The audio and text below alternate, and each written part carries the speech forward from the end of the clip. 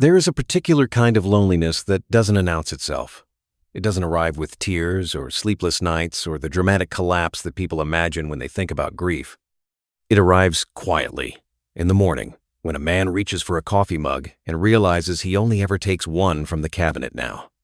It arrives at dinner, in the silence between the fork and the plate. It arrives on a Tuesday night when a travel documentary flickers across a television screen and a 73-year-old man from Knoxville, Tennessee watches flowers cascade down the hillsides of a Colombian city he has never heard of and thinks, for the first time in 3 years, that he might like to go somewhere. This is the story of a viewer named Willard Cantrell, a retired civil engineer, a widower, a man who spent 38 years building things that would outlast him, and who, in the final chapter of his life, allowed himself to believe that something beautiful was being built for him. He was wrong.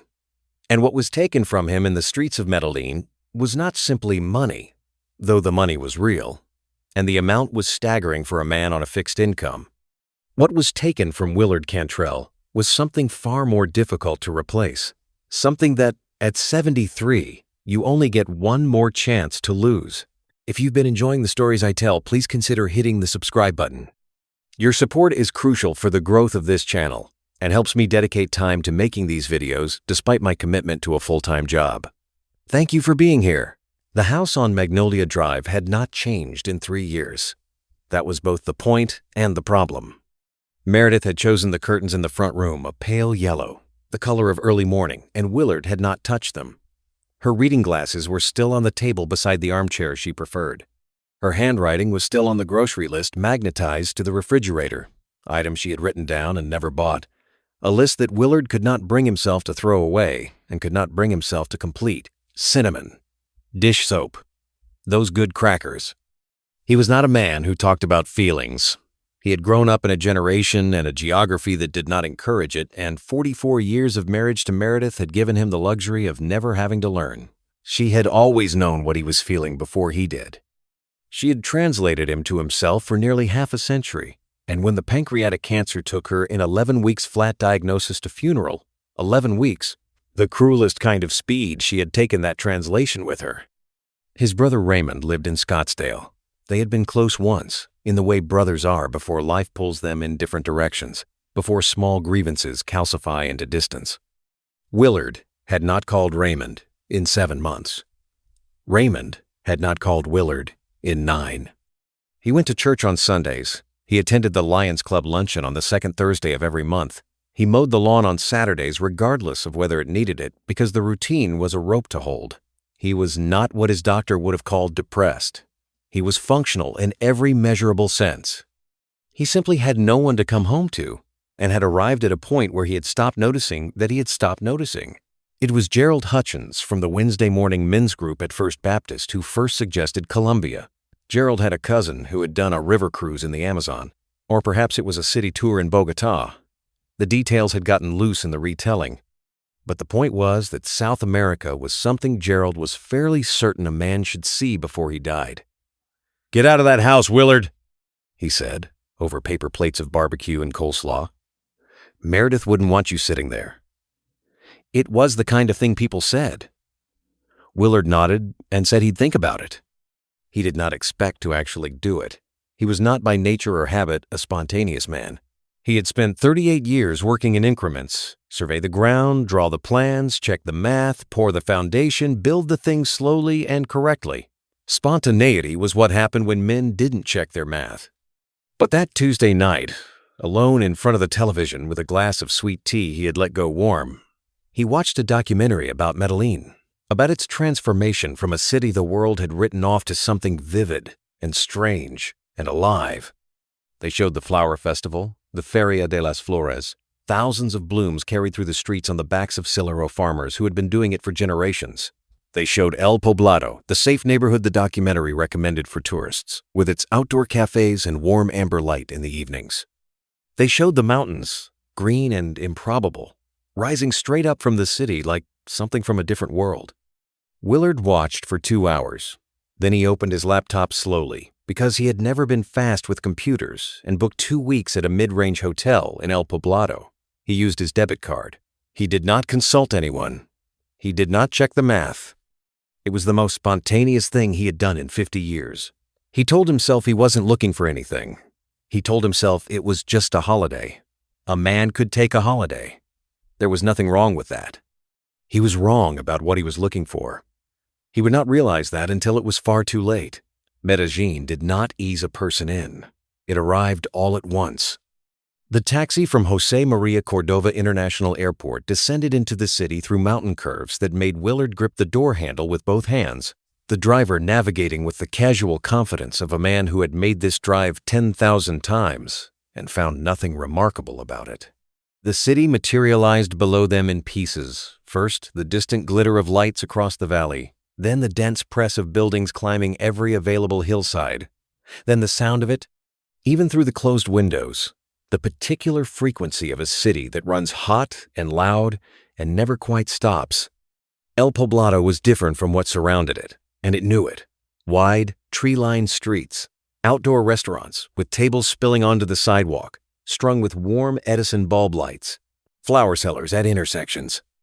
The smell of grilled meat and something sweet underneath it, guanabana perhaps, or the sugarcane juice being pressed at the corner stand, Willard noticed as the taxi turned onto his hotel street. Young people everywhere, and some tourists, his own age, though not many. He stuck out, and he knew it tall, silver-haired, moving carefully in the heat with the slight stoop of a man whose back had been arguing with him for a decade. His hotel room was small and clean and had a narrow balcony that looked out over a courtyard of banana trees. He stood on it for a while after the porter left, listening to the city below, feeling the warmth of the evening settle around him like something physical. It was April, and the air in Knoxville had still had winter in it when he left that morning.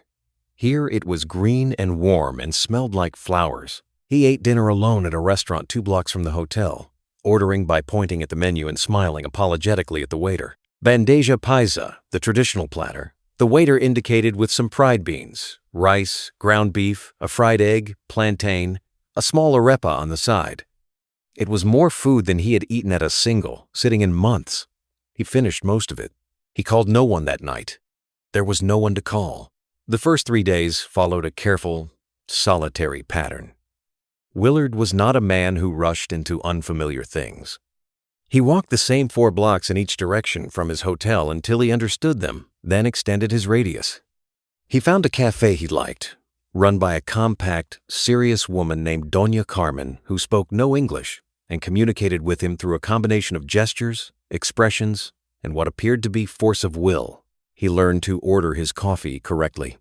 He sat and watched the street and felt, for the first time in a long time, that the world was larger than the house on Magnolia Drive. On the 4th day, he walked further than he had before, following the sound of music from somewhere he couldn't locate, until he found himself on a small plaza with an outdoor cafe. Wrought iron tables, under a canvas awning, bougainvillea, climbing the wall behind the bar in a cascade of deep magenta. He sat down. He ordered coffee. He took out the small notebook he always carried in engineer's habit, something to write in, something to record, and he sat and watched the street. He did not notice the young woman at first. He noticed her in the way you notice movement at the edge of your vision. She was standing at the entrance to the cafe, looking around as if searching for someone, and after a moment her eyes settled on the empty chair across from Willard's table. She asked, in careful English, with a small apologetic smile, if the seat was taken. He said it wasn't. She sat down. Her name was Valentina. She offered it simply, without a surname at first, the way people do when they're being friendly rather than formal. Valentina. She taught primary school, she said, the little ones. 5- and 6-year-olds. It kept her heart soft, she said, and she laughed quietly at the phrase as if slightly embarrassed by how it sounded. Her English was good. Not perfect. She searched for words sometimes, her eyes going briefly upward as she reached for the right one, but good enough for real conversation, and there was something in the effort she made, in the care she took to be understood, that Willard found immediately disarming. He was not used to people working to be understood by him. He was not used to people trying, at all. She was younger than he had at first assumed, 29, she said when he asked, which he only asked because she asked his age first, which he found direct and somehow refreshing. He told her 73. She did not do what people sometimes did, which was make a face or change the subject.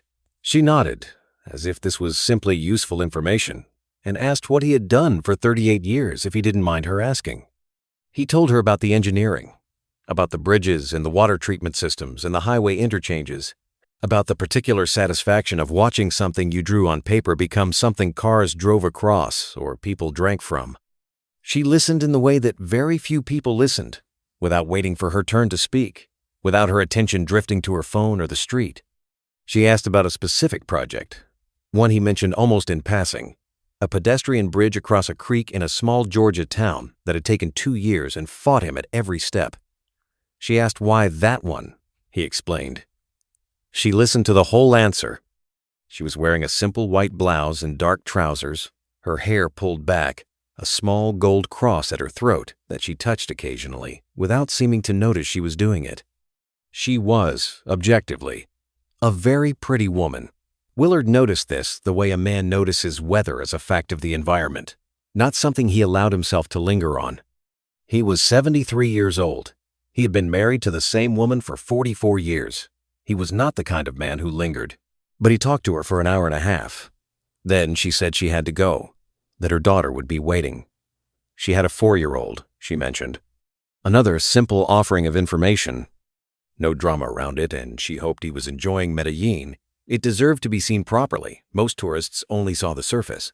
She said this without resentment, as a statement of mild regret about the nature of tourism. She pulled a small card from her bag, a personal card, the kind with just a name and a phone number, and set it on the table. In case he wanted a recommendation, she said. A local could save him from the tourist traps. He thanked her. He looked at the card after she left. He looked at it for a while. That evening, in his hotel room, he wrote in his notebook, Tuesday, cafe near the plaza. Met a woman named Valentina. School teacher. Interesting conversation. Seems genuine. He did not define what he meant by genuine. He knew what he meant. He texted the number on the card the following morning. Just to ask about restaurants, he told himself. Just to be practical, she responded within 10 minutes. She knew an excellent place, she said. Would he like a guide? He would, he said. He would. Over the next 2 weeks, Valentina showed him a version of Medellin that bore little resemblance to what he had watched in the documentary. Not the glossy transformation story. Not the boutique hotels and the rooftop bars that catered to digital nomads and tourists who wanted to feel adventurous without being uncomfortable. But the city that existed alongside that version, in the markets and the neighborhood churches, and the small family restaurants where the menu was written on a chalkboard and changed daily. She took him to a bakery in Laurel's, where the bread was made at 4 a.m. and sold out by 8. She took him to a neighborhood library built into a hillside in one of the comunas, the steep neighborhoods above the city that had once been the most dangerous places in South America and were now something more complicated and interesting. And she pointed out the cable cars the city had built to connect these neighborhoods to the rest of Medellin, and told him that the man who designed them had been thinking about dignity as much as transportation. She watched Willard's face when she said that, and seemed pleased by what she saw there. She was attentive in the way that suggested she was paying close attention to him specifically. She remembered things. On the 3rd day they spent together, she referenced something he had said on the 1st, the name of the creek, the Georgia bridge crossed, Sweetwater Creek.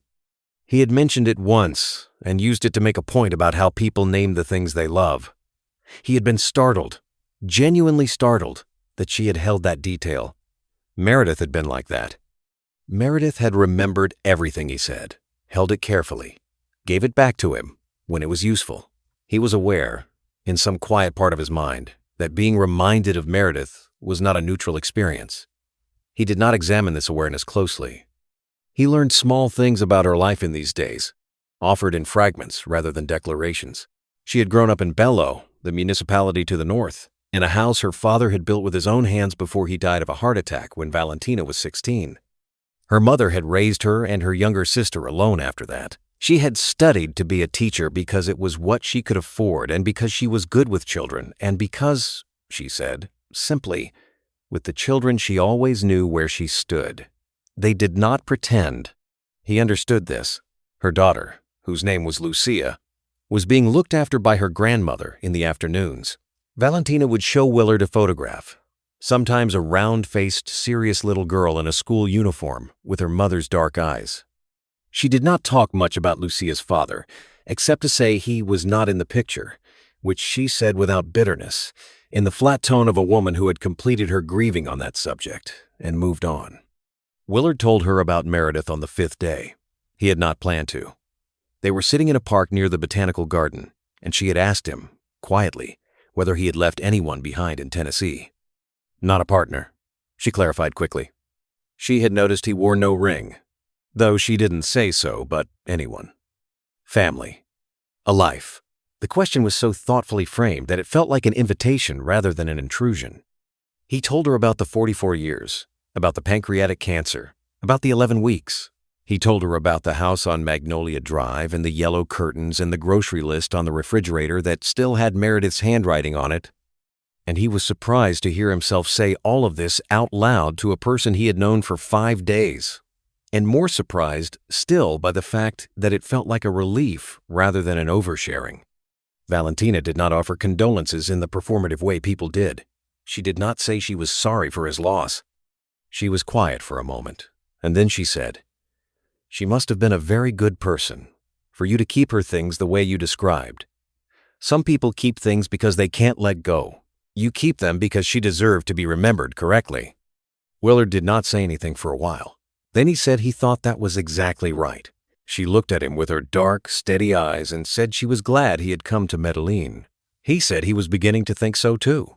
3 weeks into his time in Medellin, a trip originally planned for 2, extended at the hotel's front desk, with the mild embarrassment of a man who knows he is doing something he cannot entirely explain. Valentina told him her mother was unwell.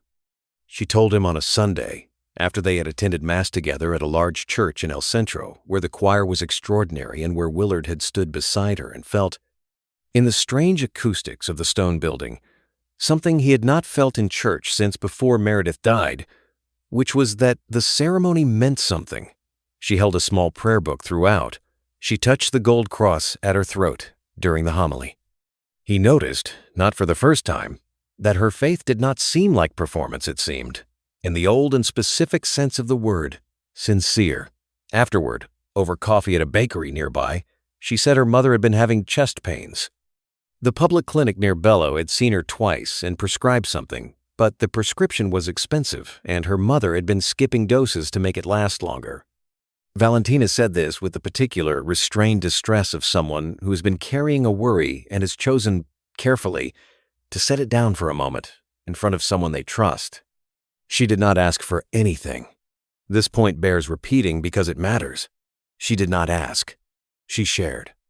She shared the way she had shared everything: her father's death, her daughter's school difficulties, the neighborhood where she grew up as fragments of a life offered to a person she trusted. The fact that this particular fragment involved money was, in its presentation, almost incidental. Willard asked how much the medication cost. She said she would manage.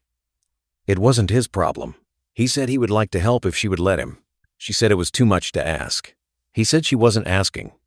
The amount was $3,400 a month supply of the cardiac medication, plus the consultation fee for the cardiologist her mother had been referred to but could not yet afford to see. Willard wired it the following morning from a Western Union location 2 blocks from his hotel. He did not hesitate. He had spent 38 years in a profession where problems had solutions, and the job was to apply them. His bank account in Tennessee had money in it. The woman's mother needed medication. The logic was, to him, clean.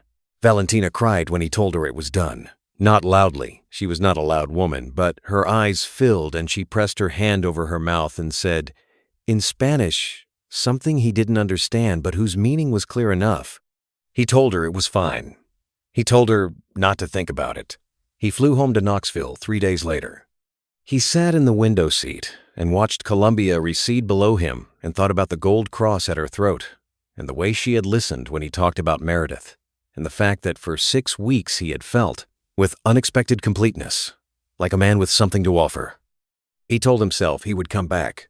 He told himself that whatever this was, it was worth coming back for. He was not wrong that it was worth something. He was catastrophically wrong about what it was. The weeks after Willard returned to Knoxville had a shape to them that he had not anticipated and that reorganized his daily life in ways he could not have explained to Gerald Hutchins or anyone else at the Lions Club luncheon. Valentina texted every morning. Not long messages, a photograph of the school courtyard. The jacaranda trees had started blooming. She thought he would like to see. A question about something he had mentioned the previous day. A brief account of something one of her students had said that morning, delivered with the dry amusement of a woman who genuinely liked children but found them exhausting. She called on Wednesdays and Sundays. The calls lasted 2 hours, sometimes 3. She called from what appeared to be her apartment, the same cream-colored wall behind her, a bookshelf visible at the edge of frame, a framed print he couldn't quite make out. She called from school sometimes, from a small office, she said, though he never saw other teachers or heard the sounds he associated with a working school. He noted this distantly, without giving it weight. There were always explanations. She asked about his days with genuine seeming curiosity. She asked about the Lions Club, about the neighbor whose dog got into his garden, about a drainage project he mentioned reading about in the Knoxville paper. She asked follow-up questions the next time they spoke. She retained the architecture of his life and navigated it with ease. He was aware that he was speaking to her more than he had spoken to anyone in 3 years. He was aware that the days between their calls had texture, now things worth mentioning, stories accumulating in a way they had not had since Meredith. He did not examine this awareness carefully. It felt too much like luck to examine. In week 9 of their communication, Valentina called on a Tuesday, which was unusual. She sounded composed, but slightly off in a way he had learned to detect attention in the pauses. Her daughter Lucia had been taken to hospital, a respiratory infection that had worsened through the night. The public hospital was, she said carefully, not somewhere she felt Lucia was safe. The wards were crowded. There was a private clinic nearby that could see her properly, but the cost was significant. She said she would find a way. She said she was sorry to even mention it. He asked the amount. She resisted. He insisted. She told him, $6,200. He wired it the same afternoon. He did not mention it to anyone. Not because he was ashamed, he told himself he was not ashamed, but because he understood that people who had not sat across from Valentina in that Medellin cafe and watched the way she listened would not understand. They would see the numbers and not the person. He was not interested in other people's misunderstanding. He did not notice that the notebook he kept, the one he had been adding to since his first day in Medellin, now had a second column in it, dates down the left side, amounts on the right. He was not yet reading the 2 columns together. He was still reading each entry in isolation, as a separate and reasonable event. This is how the architecture of trust is used against a person. Not by making them stupid, by making each stone in the wall look, individually, like a stone. Only when you step back far enough to see the whole wall do you understand what has been built. Willard was not yet far enough back. It arrived as a story about family, which was how the most effective deceptions tend to arrive dressed in something ordinary. Valentina's cousin, a man named Esteban, ran a small construction company in the Abura Valley. He had worked hard to build it, starting with 2 workers and a borrowed truck, growing it to something legitimate over 7 years. He had, Valentina explained over a Sunday call, recently been awarded a government contract road repair work in a municipality outside Medellin, the kind of steady public sector work that a small construction company could build a reputation on. But there was a financing gap. The contract required materials to be purchased before the first government payment arrived, and the bank loan Esteban had applied for was taking longer than expected. If there was an investor a private bridge loan, she said, using the phrase carefully, something she had clearly looked up or been told Esteban could purchase the materials, begin the work, and repay the loan with interest within 60 days. The return would be significant.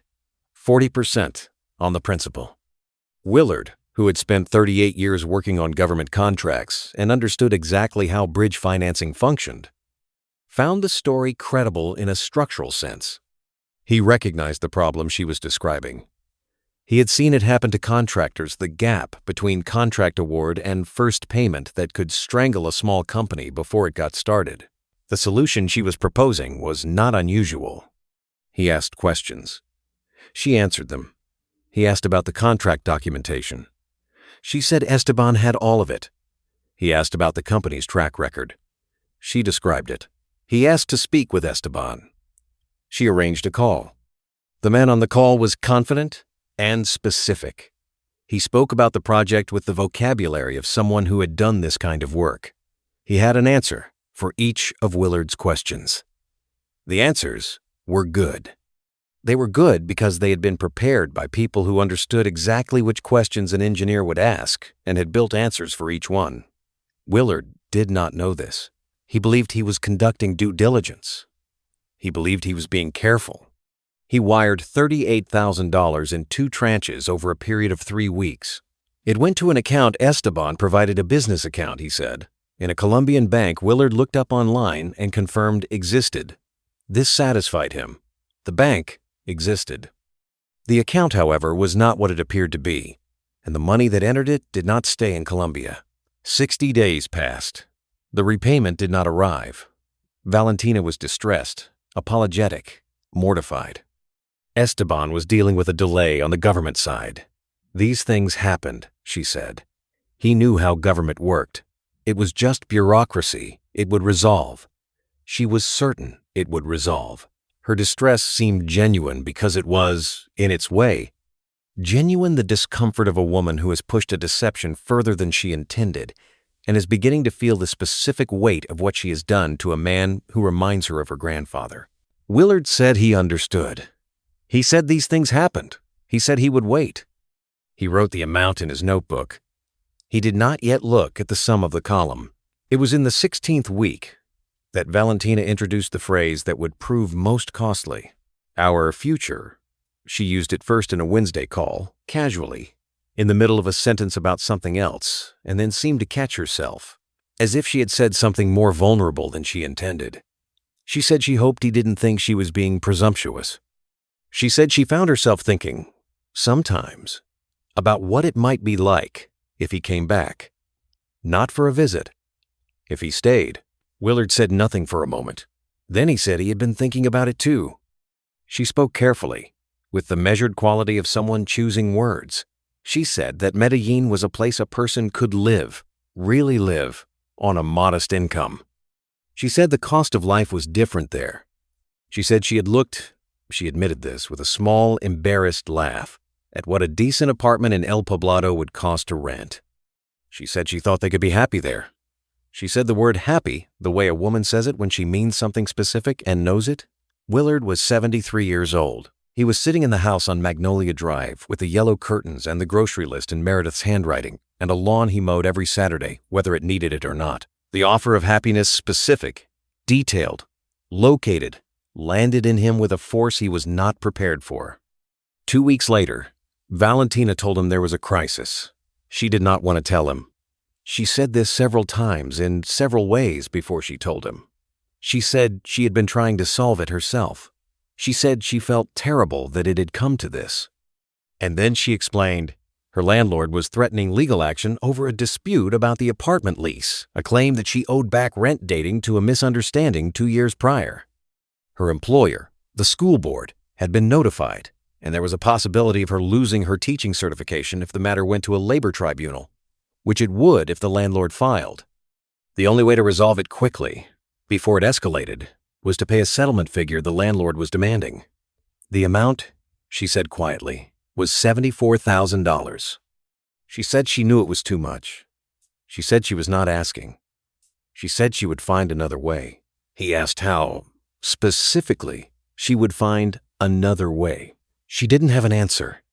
She cried. It was not the composed, contained distress he had seen in her before, or it was designed to seem like more than that, which is a distinction that matters enormously and that Willard had no way to make. He thought about the house on Magnolia Drive. He thought about Meredith.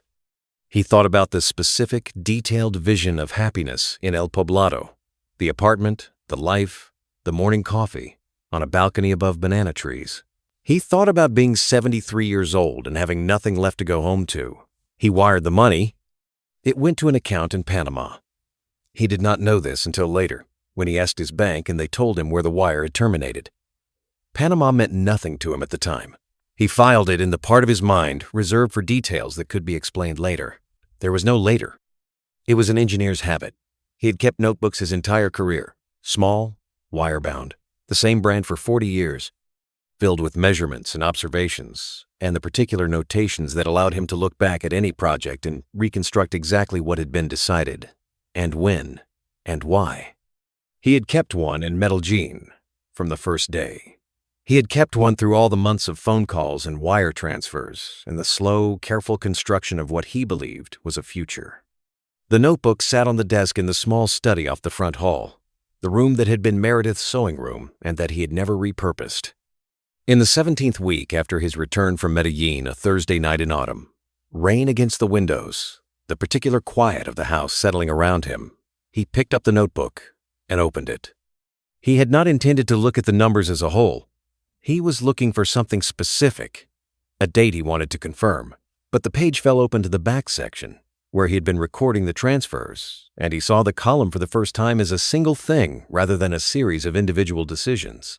He sat with it for a long time. $132,900.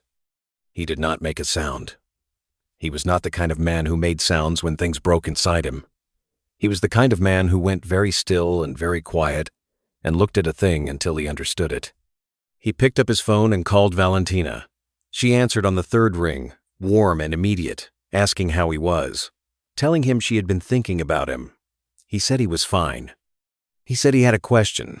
He said it very calmly, in the tone he used when he already knew the answer and was simply confirming.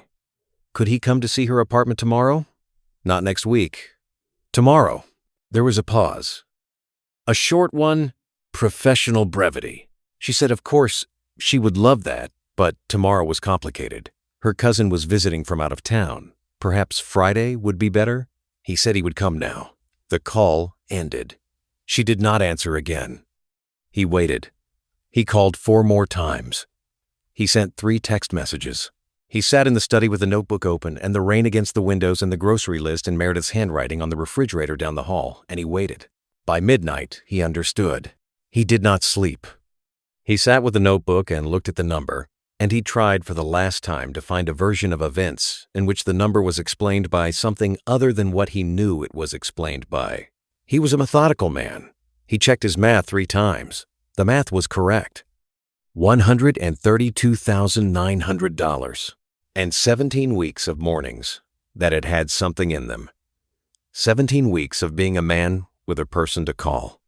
17 weeks of believing not in some vague sentimental way, but specifically and concretely that he was going to be all right. He closed the notebook. He set it on the desk. He went to bed. He did not sleep. He booked a flight to Medellin the following morning. Not because he thought there was anything to salvage by morning, the math was cold and absolute, and he was a man who respected math. He booked the flight because he needed to close something. Engineers did not leave structures unfinished. Even wreckage needed to be assessed. He landed, took a taxi to a small hotel in El Poblado, not the one he had stayed in before, not the one that would remember him, and checked in with the minimal luggage of a man who did not intend to stay long.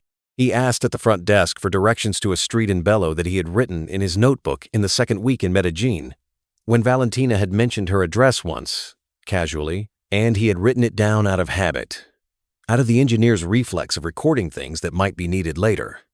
The taxi to Bello took 45 minutes through traffic that thickened as they left El Poblado and moved north into neighborhoods that did not make the travel documentaries.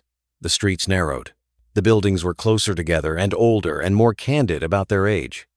The driver looked at the address and looked at Willard and said something in Spanish that Willard didn't understand, but whose tone was clear enough.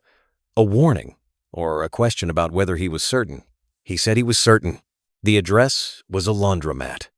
He stood on the sidewalk in front of it for a long time. It was a working laundromat machines, visible through the window, a woman folding sheets at a table inside, a handwritten sign about hours taped to the glass. It was not a building that anyone lived in or had ever lived in. It was simply a laundromat on a street in Bello that Valentina Rios Cardona had given him as her home address 6 months ago. He stood there until the woman inside noticed him through the window and frowned. Then he walked back to the main road and hailed a cab. He went back to the hotel. He packed his bag. He sat on the edge of the bed and looked at the wall for a while. He did not go to the police. He had considered it, briefly, on the flight over, and had discarded it. He did not know the real name of the woman who had called herself Valentina Rios Cardona. He did not know the real name of the man called Esteban.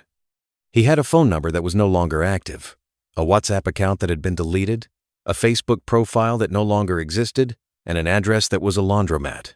He had, in the language of law enforcement, nothing useful. And there was something else, something underneath the practicality. He could not yet say the words out loud. Could not sit across from a police officer in a foreign country and explain, in precise terms, what he had done, what he had believed, what he had sent across international wires to a woman who had never been real. Not yet. Possibly not ever. He booked a flight home for the following morning. He sat in his room and ordered food he did not eat and watched traffic move on the street below until the light changed and the city became its nighttime version, loud and lit and indifferent. He flew home with $57,000 remaining in his savings at 73 years old, with a fixed pension and a Social Security payment that covered his basic needs. He was not, by any objective measure, destitute. He owned the house. He would not go hungry. But $57,000 was what remained of 40 years of careful accumulation, and $132,900 was a number that would not rebuild itself at 73. He knew this with the same certainty with which he had always known structural mathematics. There was no equation that made that number come back. Willard Cantrell returned to Knoxville on a Thursday in autumn. He drove himself home from the airport. He unlocked the front door of the house on Magnolia Drive and stood in the hallway for a moment, looking at the yellow curtains in the front room. And then he went into the kitchen and stood at the refrigerator and looked at Meredith's grocery list. Cinnamon, dish soap, those good crackers. He took it down. He held it for a moment. He put it in the drawer in the kitchen where he kept things that mattered. The important papers, the insurance documents, the photograph from his and Meredith's 30th anniversary. He put it there carefully, the way you put something in a safe place rather than simply away. Then he sat down at the kitchen table and did not move for a long time. He told no one the full story. Not Gerald Hutchins. Not his brother Raymond, whom he called for the first time in 10 months. A conversation in which he said he had been to Colombia and it hadn't gone well, and perhaps they should talk more regularly going forward. Raymond said yes. Neither of them mentioned why the call had been so long in coming. He started attending a grief support group at the community center near his church. The group met on Tuesday evenings. It was, officially, a bereavement group for people who had lost spouses, parents, adult children. He went because of Meredith, he said when he introduced himself. This was true. It was not the whole truth. The other loss, the one with no name he could say in public, the one measured in $132,900 in 17 weeks of mournings, that had had something in them, he carried that one alone. What happens to a man like Willard Cantrell in the aftermath of something like this is not easily described because the damage is not located in a place that shows. He functions. He mows the lawn on Saturdays. He attends church on Sundays. He goes to the Lions Club luncheon on the second Thursday of every month. From the outside, he is a retired engineer and widower living quietly in Knoxville, Tennessee, which is what he has always appeared to be. But something has been extracted from him that the money does not account for. For 17 weeks, he had believed, with a clarity and specificity he had not felt since before Meredith's diagnosis, that he was going to be all right. That the remaining years were not simply an endurance, but something worth inhabiting. He had felt, in the outdoor cafes of El Poblado and on the Sunday calls from Knoxville, like a man someone wanted, like a man someone found worth the effort of knowing. This is what was taken. Not the $132,900, though that is the number that appears in documents and will appear in any future accounting of this story.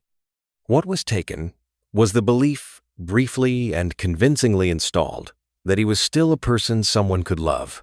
Romance scammers do not simply steal money. They steal the evidence of their own theft, the warmth, the attention, the carefully constructed intimacy, and leave behind only the invoice. There is a woman in Bello who called herself Valentina Rios Cardona, who wore a small gold cross and taught her targets to trust her by being, in certain moments, genuinely trustworthy enough to generate the feeling. She has a daughter. She has a coordinator who takes a significant portion of what she earns and is not gentle about expectations. She is not a cartoonish villain. She is a person making choices inside a set of constraints that Willard Cantrell, sitting in the house on Magnolia Drive, could not fully imagine. None of this returns what was taken. Willard is considering selling the house. He mentions it occasionally to Gerald Hutchins, to the Tuesday Grief Group, to Raymond on the phone. The house is too large for one person, he says. Practically speaking, an old man doesn't need 3 bedrooms and a sewing room and a front lawn to mow. Practically speaking, he has not sold it yet. There are still the yellow curtains in the front room. Meredith chose them. They are the color of early morning, and in certain light on certain days, the room looks like it belongs to a life that was real and is worth returning to. He is trying to believe that. He is trying every morning to believe that. If you've watched this story to its end, please understand that Willard Cantrell is not a foolish man. He is a man who was lonely in the specific structural way that grief makes a person lonely, not empty, but hollowed out in one precise place that another person can fit into if they know the shape. Romance scammers know the shape. They study it. They are professionals at what they do, and what they do is find the hollow in a person and fill it long enough to empty everything else. If someone in your life is sending money to someone they have met online, if they are defensive when you raise questions, certain in a way that forecloses conversation, rebuilding themselves around a person no one else can see, please don't argue with them. Arguments push people deeper in. Ask the questions. Write down the answers. Ask again. Be patient. Be present. The only thing that competes with a manufactured intimacy is a real one. And if you are watching this and you recognize something of yourself in Willard's story, if there is a name on your phone that calls at regular hours, that remembers what you say, that makes you feel, for the first time in a long time, like someone worth the effort, please slow down. Please ask the questions. Please let someone you trust look at the answers with you. Real love does not arrive with a column of wire transfers in a notebook. Real love does not have a coordinator who takes a percentage. Real love does not live at an address that turns out to be a laundromat on a street in Bellow. Real love is the grocery list on the refrigerator in your wife's handwriting. Real love is the yellow curtains in the morning light. Real love is the thing that was already there, and that you are still, even now, learning to grieve correctly. My name is not Willard Cantrell's to give away, but he wanted this story told. He wanted someone, somewhere, to slow down before the notebook column gets too long to look at. This is that story. This has been that warning. And if it reaches even one person in time, then the telling was worth it. Please subscribe if these stories matter to you. And if you know someone who needs to hear this one, share it. That is how the warning travels. That is how it reaches the person who needs it most. Thank you for watching.